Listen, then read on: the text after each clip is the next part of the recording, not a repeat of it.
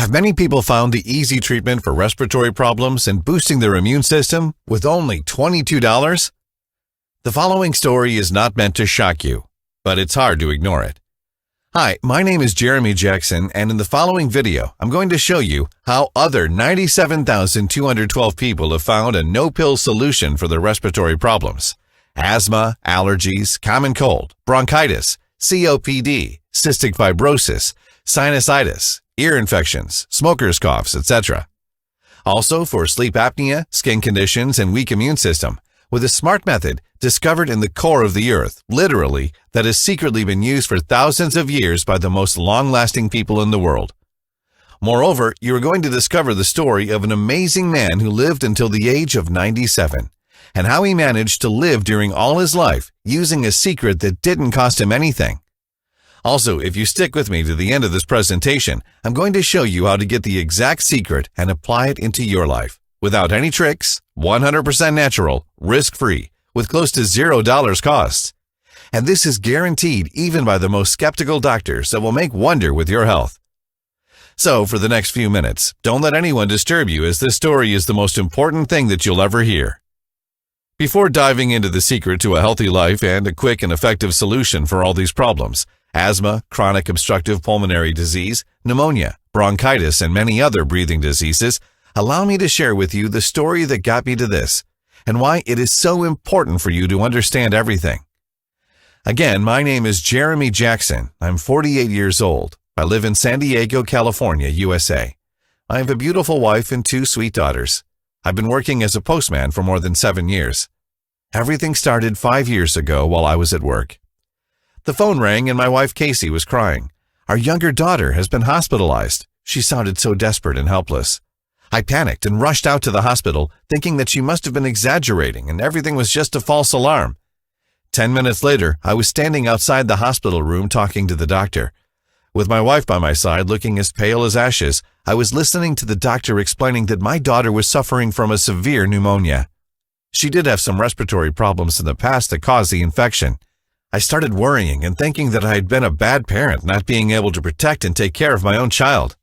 But at the same time, I knew that both me and my wife have followed the exact recommendations given by the doctor when we noticed her breathing problems. How could we have known that the meds wouldn't work and that she would develop pneumonia? The problem was that the lung infection was affecting her overall health.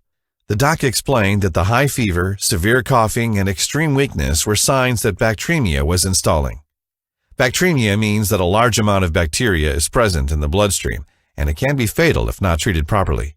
I was devastated. I couldn't bear the thought of losing my daughter. So they had to administer a treatment using strong antibiotics, and she had to stay under constant surveillance. So she was hospitalized. The treatment was expensive, and I knew the medical insurance won't cover all the expenses, but at the same time I had to be there every day as my wife also had to care for my other daughter.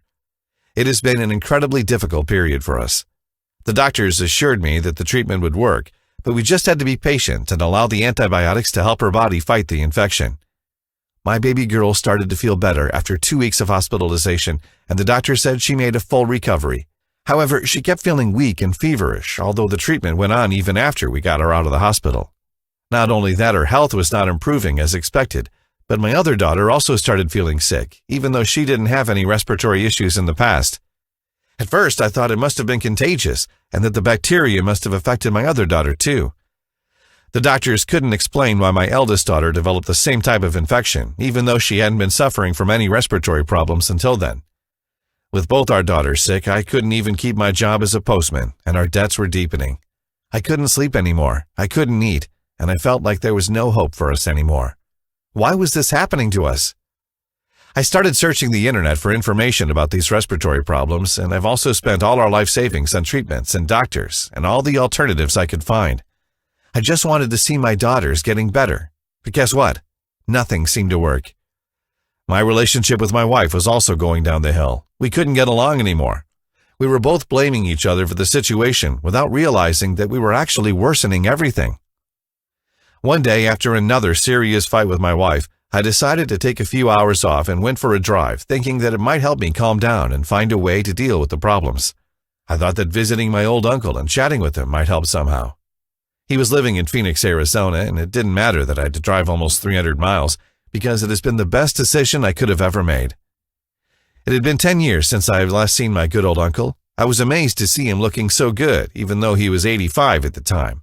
His condition was incredible, and he had no health problems whatsoever despite his age. He was pleased to see me and invited me in for a cup of tea. He was living on his own, and not only was he able to take care of himself and the house, but he was also living an extremely healthy life, considering that he was jogging every single day at the age of 85. I was very curious to see how the heck he managed to stay in shape at that age, and how it was possible for him to look almost as young as me.